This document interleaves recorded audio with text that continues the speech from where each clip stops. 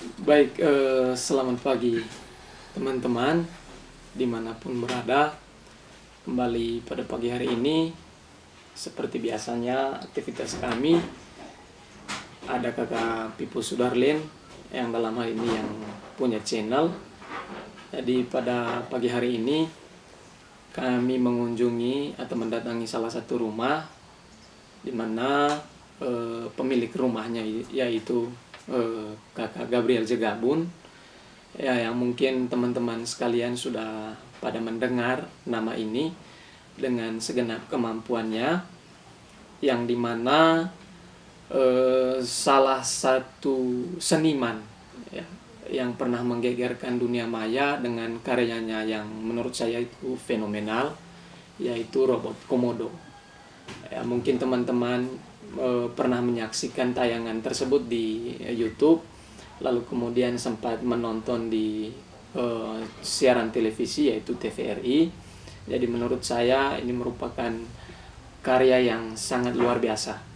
Nah, pada saat ini kami mendatangi beliau untuk mencari tahu sisi lain dari beliau ini.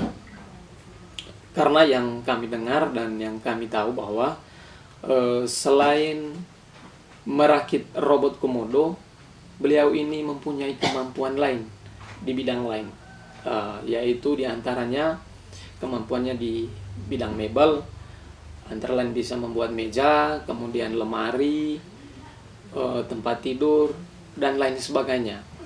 Di samping itu juga beliau ini bisa mengoperasikan mesin, ya, mesin apa saja, baik itu mobil, motor, giling, dan sebagainya. Lalu menurut saya pribadi yang cukup dekat dengan beliau, bahwa ini merupakan kemampuan yang unik, yang sangat langka.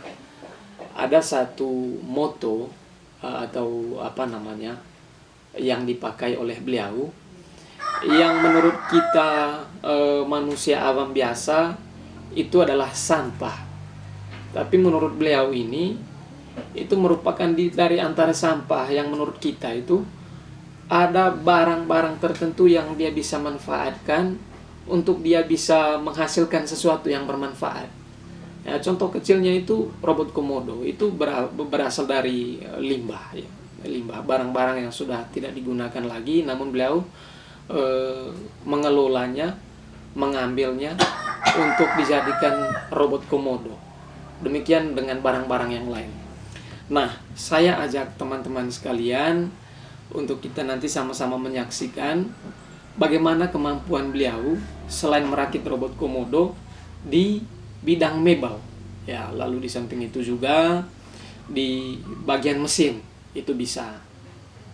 Tujuan pembuatan video kami kali ini, ya, untuk mungkin teman-teman ada yang kendala di mesin motor, mobil, giling apa saja, bisa mendatangi beliau, tepatnya di Kampung Nao, Desa Kolang, Kecamatan Kufus Barat, Kabupaten Manggarai Barat. Kemudian juga untuk yang pasangan baru menikah yang membutuhkan tempat tidur, lemari, meja, jadi bisa datangi dan hubungi beliau.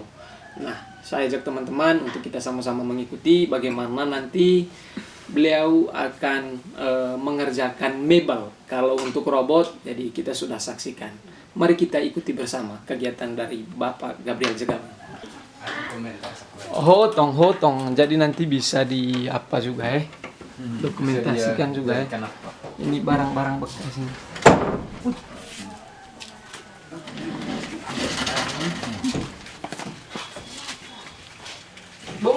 Mesin kak, toh? Ya. Iya kak.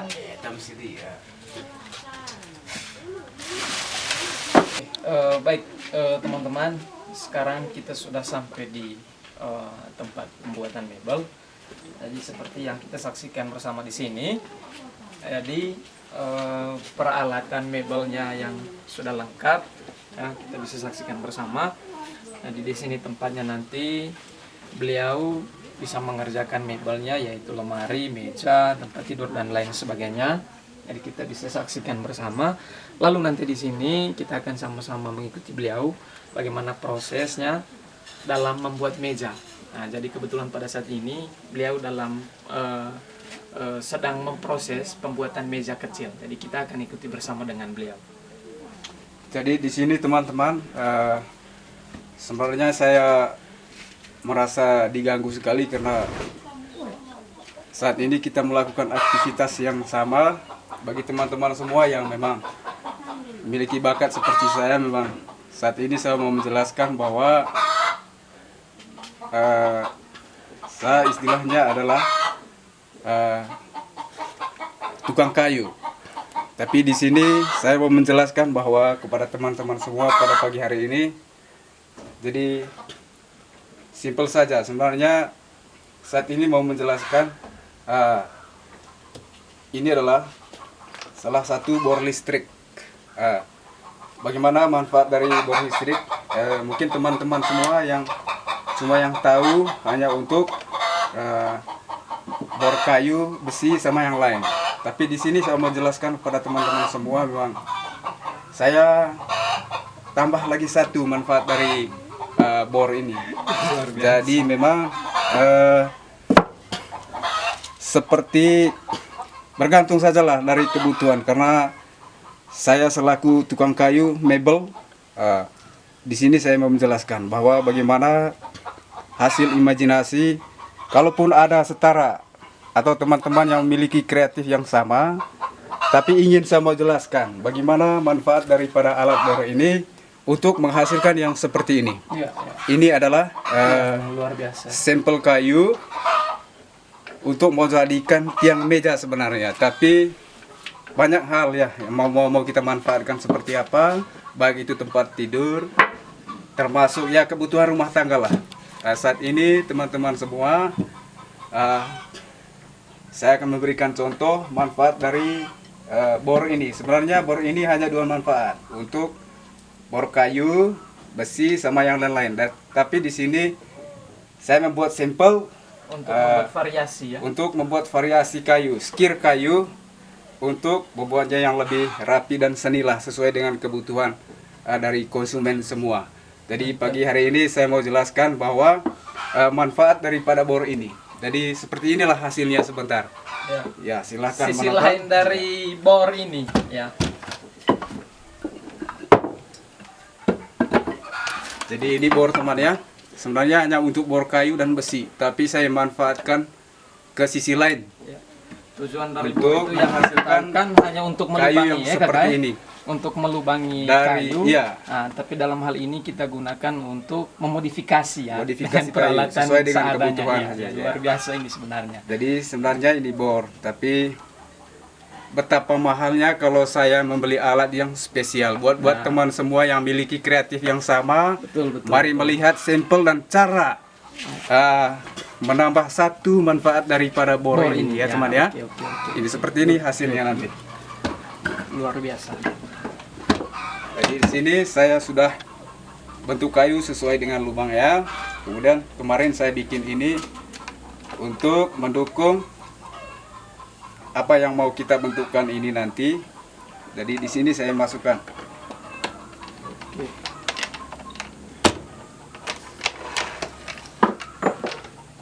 Jadi sederhana saja Pak ya. Tidak ini. Daripada kita membeli peralatan yang mahal,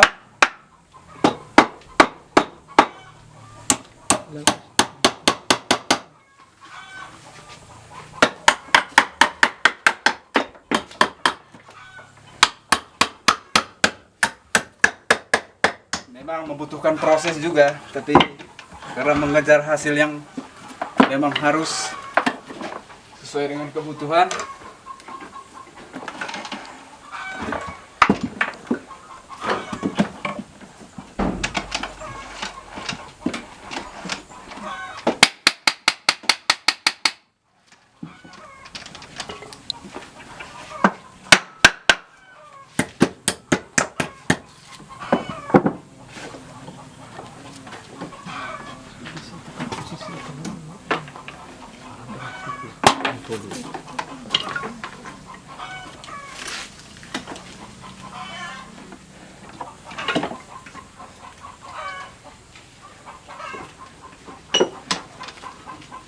Jadi kita sesuaikan ukuran yang sama karena memang yang dibutuhkan berapa.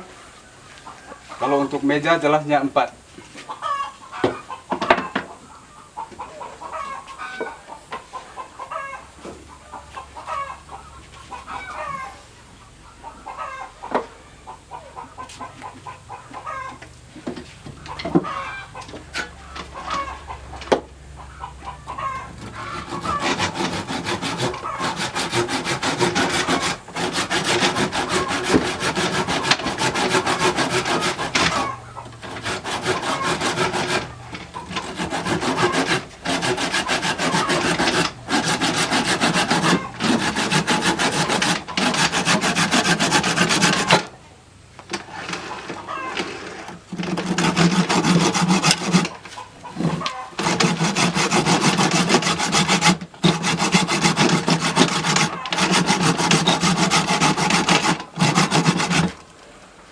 Oke.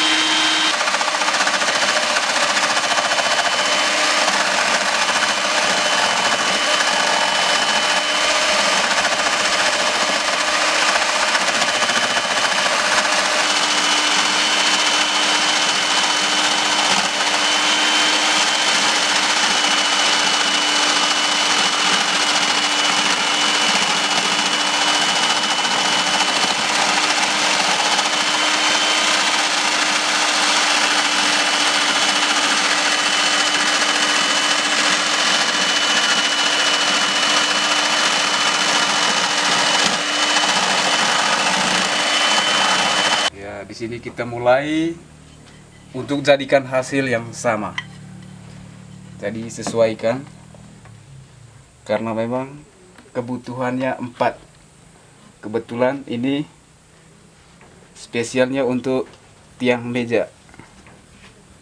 Jadi ada beberapa pesanan hingga saya setting dengan tipe yang sama. Gitu teman-teman ya. Oke.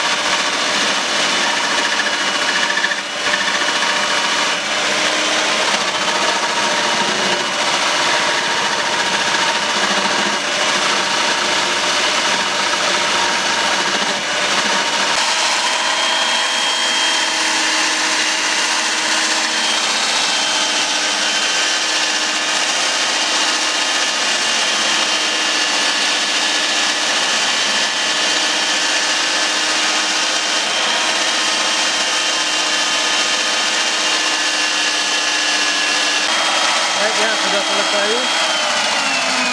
Kita bandingkan dengan yang pertama tadi. Kita sesuaikan dengan sama tidak. Oh, ternyata sama. Ya baik teman-teman, inilah hasilnya tadi yang dipertontonkan kepada kita semua. Jadi ini salah satu meja yang dalam proses. Jadi kita bisa saksikan bersama di sini. Lalu nanti dari sini kita akan sama-sama melihat hasil karya dari Kakak Gabriel ini. Dalam hal ini yaitu mebel, meja, tempat tidur, lemari dan sebagainya. Jadi kita akan lihat bersama bagaimana hasilnya. Teman-teman, ini salah satu meja yang bentuknya bulat. Jadi kita bisa saksikan bersama. Soal kualitas jangan diragukan lagi. Jadi meja ini dalam berbagai varian dia ya. Ada yang berbentuk bulat, lalu kemudian ada yang segi empat juga. Kemudian ini lemari multifungsi ya, multifungsi. Jadi di bagian atasnya bisa lemari sekaligus dengan meja di sini. Nah, di sini kita bisa letakkan televisi. Nah, ini lemarinya. Jadi pokoknya ini meja dan lemari, dia multifungsi. Lalu kemudian di sini ada tempat tidur. Ya, tempat tidur yang kita bisa saksikan bersama di sini teman-teman. Jadi untuk teman-teman sekalian, teristimewa untuk pasangan muda yang hendak menikah, kalau mau pesan tempat tidur, ini modelnya. Ya, ini cocok untuk tempat tidur pengantin baru. Kemudian lemari juga bisa, meja juga bisa. Jadi silahkan datang dan pesan di Kakak Gabriel Jegabun atau melalui saya juga bisa. Tempat tidur dengan kualitas terbaik, meja juga dan lemari. Oke, baik teman-teman. Kalau tadi kita sudah memperlihatkan karya dari Kakak Gabriel Jegabun di bagian mebel. Jadi sekarang kita masuk di bagian elektronik. Karena seperti penjelasan saya di awal tadi bahwa Kakak Gabriel ini mempunyai banyak keunikan, mempunyai banyak kemampuan. Jadi saat ini kita mengunjungi salah satu ruang kerjanya, yaitu ruang kerja elektronik. Ya, seputaran televisi, musik, dan lain sebagainya. Jadi di sini ada satu karya kecil, yaitu rakit robot kelinci dari bahan bekas. Jadi kita bisa saksikan bersama, dia menggunakan remote televisi untuk menggerakkan robot ini. Lalu bahan dasar pembuatan robot ini beliau ini gabungkan barang-barang bekas. Di sini juga ada baterai handphone, ya, yang kita bisa saksikan bersama. Jadi saya coba kasih jalan ya. Ini di sini ada tombol on off-nya di belakang pantatnya ini, memang luar biasa ya. Jadi kita kasih jalan ya. Nah, ini kita saksikan bersama. Bahan dasarnya ini dari barang-barang bekas, ya. Ini sangat luar biasa. Lalu untuk teman-teman dan keluarga atau siapapun yang menonton video ini yang punya kendala dengan barang-barang elektronik seperti televisi, musik, apa segala macam, dan termasuk beliau ini bisa merakit power ya, power untuk kebutuhan musik. Jadi bisa datangi beliau langsung di Kampung Nao, Desa Kolang, Kecamatan Kudus Barat, Kabupaten Manggarai Barat. Ya. Jadi teman-teman, di sini saya mau jelaskan kepada teman-teman semua, memang ini sebuah barang ya. Jadi kalau boleh teman tahu, ini adalah power auto bekas. Ya, dimana kita ambil di sini cuma separuh. Jadi bagian input dan input audionya, sedangkan sebagian powernya kita buang karena memang sudah tidak terpakai lagi. Jadi bagi teman-teman yang sehobi dengan saya, di sini saya mau jelaskan bahwa ini parametrik ya, atau equalizer auto. Jadi yang saya mau ceritakan kepada teman-teman, inilah bekas power auto. Jadi daripada ke toko beli, ada istilahnya crossover. Jadi di sini bisa saksikan sama-sama. Jadi ini bagian dari power auto. Jadi di sini menurut saya bahwa ada 4 channel yang digunakan. Jadi bagi teman-teman, di sini saya mau jelaskan bahwa ada istilahnya crossover di sini. Jadi woofernya juga ada. Jadi bagi yang punya power auto bekas di rumah, jangan sia-siakan saja, jangan dibuang, jangan cepat membuang ke sampah. Ya, mari kita di sini kita jelaskan bahwa sebagian power itu ternyata ada manfaatnya. Di mana di sini ada pemisahan antara woofer dan middle-nya. Di sini middle, tinggal kita over di sini. Lalu di sini bassnya. Sedangkan bassnya ada LR-nya di sini. LR. Jadi itu untuk bassnya. Sedangkan yang untuk middle-nya ada LR juga. Jadi daripada buang-buang uang beli di toko, beli crossover, jadi lebih baik kita manfaatkan barang ini saja. Nanti setelah baru kita rapikan, cocokkan, kita hubungkan ke equalizer. Ini equalizer mobile. Jadi tidak perlu buang-buang uang beli ke toko, beli equalizer atau parametrik lainnya yang mau gunakan ke power ya. Jadi di sini kita manfaatkan, ambil inputnya. Di sini inputnya. Jadi ada 4 input. Jadi lalu ada saklarnya di sini. Jadi 2 multimedia. Jadi ada USB-nya, ada AUX-nya, AUX CD-nya. Arti AUX CD-nya ini ada, kalau kita input di bagian LR inputnya, di sini ada fungsi yang bisa mengeluarkan di outputnya. Jadi dari 4 ini saya mau menjelaskan, ternyata power auto ini ada manfaatnya. Tinggal kita pelajari mana output middle-nya, mana output bass-nya. Sebenarnya ini ada 4 channel ya, tapi di sini saya mau jelaskan sementara. Jadi jangan buang-buang power auto bekas, ternyata masih ada manfaatnya. Ya, itu saja, sekian dari saya. Terima kasih. Oke, baik teman-teman, seperti yang sudah saya jelaskan di awal tadi, dan teman-teman sekalian tentunya sudah mengikuti aktivitas kami tadi, ya, dari pembuatan mebel, lalu kemudian barang-barang elektronik juga, televisi rusak, perakitan power, musik dan segala macam bisa. Lalu pada saat ini saya hendak berbincang, atau kita semua hendak berbincang dengan beliau terkait dengan pengalaman-pengalaman hidupnya, karena memang pada dasarnya bahwa saya tahu persis dengan beliau terkait dengan pendidikan.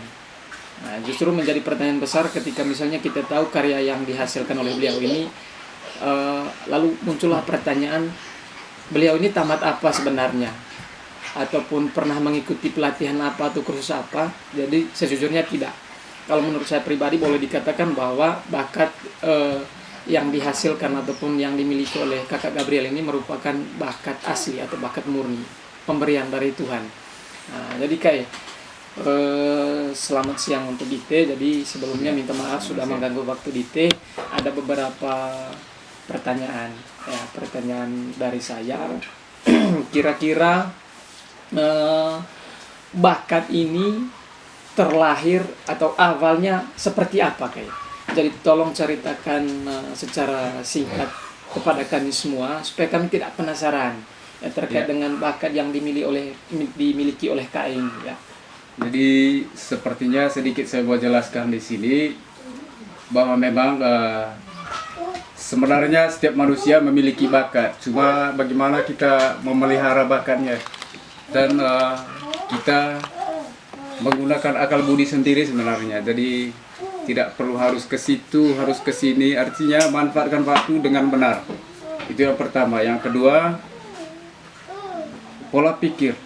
Jadi kalaupun sebagian besar dari kehidupan saya ini memang tidak pernah berhasil, apa sekalipun saya melakukan pekerjaan ini, semua jenis pekerjaan lah yang bisa saya kuasai, tapi ada istilahnya pekerjaan liar, tapi bagi saya memang tetap fokus karena sebagian besar hidup saya itu didapatkan dari semua kreatif yang saya miliki ini untuk menghidupkan keluarga saya ini yang sederhana.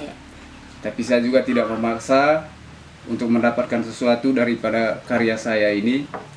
Kalau untuk biaya rumah tangga, ya oke, sudah cukuplah, begitu saja dari saya.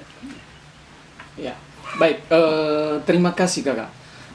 Lalu di sini itu tadi yang saya katakan bahwa kita semua penasaran, ya penasaran dalam artian terkait dengan kemampuan yang dimiliki oleh kakak ini. Sementara kalau saya dengar-dengar bahwa kakak dulu hanya tamatan SD, ya hanya tamatan SD. Jadi tolong ceritakan kepada kami semua, kepada teman-teman semua. Jadi riwayat ya, riwayat pendidikan, kenapa sampai dulu berhenti di SD dan bertumbuh hingga bisa menjadi seseorang yang sangat luar biasa dengan kemampuan yang dimiliki. Macam itu tadi menurut saya sangat mustahil sekali. Kalau untuk mebel ya mungkin wajar-wajar saja, tapi terkait dengan barang-barang seperti ini, perakitan robot komodo, pembuatan power, jadi itu istilahnya membutuhkan pelatihan ataupun sekolah-sekolah khusus di situ. Jadi tolong ceritakan kepada kami semua kakak. Jadi terkait dengan permisi kakak, pendidikan yang terbatas tapi bisa menghasilkan karya yang seperti ini. Jadi mungkin sedikit ceritakan kepada kami bagaimana pengalamannya. Jadi sebenarnya kalau menurut saya hari ini ya, tadi dulu sebenarnya sekolah tidak punya tanggapan apa-apa sebenarnya. Ternyata hari ini ya bahwa sekolah harus dibutuhkan di setiap rumah tangga. Jadi karena memang itu kita tahu juga tekanan dunia semakin meningkat, teknologinya semakin meningkat. Jadi sebenarnya saya dulu itu punya cita-cita, tapi tahu sendirilah ya keberadaan orang tua saya memang apa mau bilang kurang, mau bilang lebih juga tidak. Karena memang pada saat itu saya lagi di bangku sekolah SD dulu. Jadi ada beberapa teman yang setingkat dengan saya yang sampai hari ini mereka sudah berhasil dalam pendidikannya, tapi hanya saya yang ketinggalan. Jadi saya juga tidak putus asa dalam hal ini, kalaupun cita-cita saya dulu itu ya begitu panasnya dalam pribadi saya, tapi karena memang mungkin ini panggilan hidup. Jadi saya mau ceritakan di sini. Jadi adapun sekolah hari ini kalau tidak fokus di bagian pekerjaannya. Jadi buat yang ada di bangku sekolah, di sini saya mau jelaskan karena sesuai dengan pertanyaan tadi, memang keterampilan yang saya miliki ini paling tidak memiliki dasarnya seperti apa, paling tidak pendidikan SMA atau di bangku sekolah, kuliah, sarjana, kursus ya, dan lain-lain. Bagi saya juga tidak sadar apa ini kelebihan bagi pribadi saya. Jadi seperti biasa bagi saya ini. Jadi di sini saya bisa pisahkan bahwa beda tanggapan dengan saya. Seperti pertanyaan tadi bahwa semestinya pekerjaan saya ini melalui sebuah kursus. Bagi saya tidak. Jadi yang penting kita fokus saja apa yang ada dalam hati sesuai dengan tekanan hidup kita. Jadi tidak seharusnya kita menuntut sebuah hasil. Yang pertama kita semangat untuk melakukannya. Keberanian ada. Jadi berani diri. Jadi jangan sia-siakan waktu. Jadi tentunya dari waktu ke waktu akan kita paham mana yang terbaik buat kita, itulah yang bermanfaat bagi keluarga sebenarnya. Oke. Terima kasih Kakak. Jadi tentunya teman-teman bahwa setelah kita mendengar pengakuan dari beliau ini, sejujurnya bahwa dulu itu memang beliau mempunyai cita-cita, tapi karena permisi keterbatasan ekonomi dan ya kita bisa maklumi zaman dulu. Di dunia modern sekarang itu kan selalu dituntut untuk kita harus mengenyam pendidikan. Tapi pada intinya di sini bahwa kalau saya petik tadi dari pembicaraan beliau ini, bahwa memang ini murni bakat Ya, betul. dan talenta yang diberikan oleh Tuhan. Tinggal bagaimana dia mengembangkan bakatnya tersebut. Oke, pertanyaan berikut. Jadi kira-kira motivasi ataupun pesan dan kesan untuk teman-teman muda, khususnya untuk kami teman-teman muda ataupun yang sekarang masih berada dalam bangku sekolah, pesannya apa Kakak? Ya. Baik, jadi buat semua teman-teman saya, adik saya, saudara saya yang masih berada di bangku sekolah, ini juga bukan sebuah tekanan ya, tapi karena kita tahu tuntutan dunia harus melalui sebuah pendidikan, entah itu pendidikan apa saja. Jadi itu yang selalu dimanfaatkan oleh negara sebenarnya, atau oleh orang-orang lain daripada pribadi kita, karena itu yang dituntut sesuai dengan zaman sekarang. Dari saya, jadi salam buat semua teman-teman saya masih ada di bangku sekolah. Jadi mudah-mudahan terinspirasi apa yang saya buat ini. Jadi harapan dari saya, sekolah tetap sekolah, jangan sia-siakan waktu, dan kemudian tetap bekerja apa yang merupakan tekanan dalam hati. Jangan hanya mengombang-ambing hidup, jadi manfaatkan waktu dengan benar, dan kemudian tetap beranikan diri. Jadi sebatas mana cita-cita Anda itu, jadi semestinya satu saat akan tercapai. Gitu saja Pak. Oke, baik, terima kasih banyak. Lalu yang berikut teman-teman, bahwa seperti yang kita ketahui, memang dalam pribadi saya juga cukup menyesal karena apa? Menurut saya perakitan robot komodo yang dibuat oleh beliau ini itu merupakan sesuatu hal yang luar biasa, sesuatu hal yang fenomenal dalam artian begini: ketika kita bandingkan kehidupan kita di NTT pada umumnya dengan di tanah Jawa, ketika seseorang membuat sesuatu yang cukup fenomenal itu diperhatikan dalam hal ini adalah pemerintah. Tapi kali ini dengan kemampuan atau dengan karya yang dihasilkan oleh Kakak Gabriel ini, jadi rupanya di sini sebatas begitu saja, ya, tidak ada perhatian lebih, sehingga dari saya selaku adik ataupun keluarga dari Kakak Gabriel sangat mengharapkan siapapun pihak yang menonton video ini ataupun yang menyaksikan tayangan ini, mungkin ada hubungan ataupun kenalan, dalam hal ini adalah pemerintah. Saya meminta dengan sangat hormat untuk membuka mata terkait dengan kemampuan yang dimiliki oleh Kakak Gabriel. Karena sampai pada saat ini perakitan robot komodo hanya sampai pada tayangan televisi dan tayangkan di channel YouTube. Tidak ada perhatian lebih. Sehingga dari tempat ini saya dan juga kakak Gabriel sangat mengharapkan ada perhatian khusus dari pemerintah, baik pemerintah daerah, pemerintah provinsi maupun pemerintah pusat, untuk mengembangkan bakat dan keterampilan dari kakak Gabriel. Lalu terakhir, untuk teman-teman sekalian yang membutuhkan peralatan mebel, contohnya meja, lemari, seperti yang saya sampaikan untuk pasangan muda yang hendak menikah, tempat tidur tersedia di sini, lemari, meja, dan segala macam. Lalu kemudian yang terkendala dengan mesin-mesin oto, mesin motor, bisa datangi beliau juga. Lalu kemudian untuk elektronik, beliau juga bisa melayani televisi rusak, perakitan power, dan segala macam, bisa datangi langsung di beliau ini, tepatnya di Kampung Nao, Desa Kolang, Kecamatan Kudus Barat, Kabupaten Manggarai Barat. Lalu untuk teknik bangunan juga beliau sangat mahir di situ, hanya karena faktor usia ya, makanya beliau sudah agak tidak terlalu tertarik untuk mengerjakan bangunan, hanya pekerjaan santai di seputaran rumah itu yang beliau geluti sampai sekarang. Singkatnya bahwa terima kasih sudah menyaksikan video kami.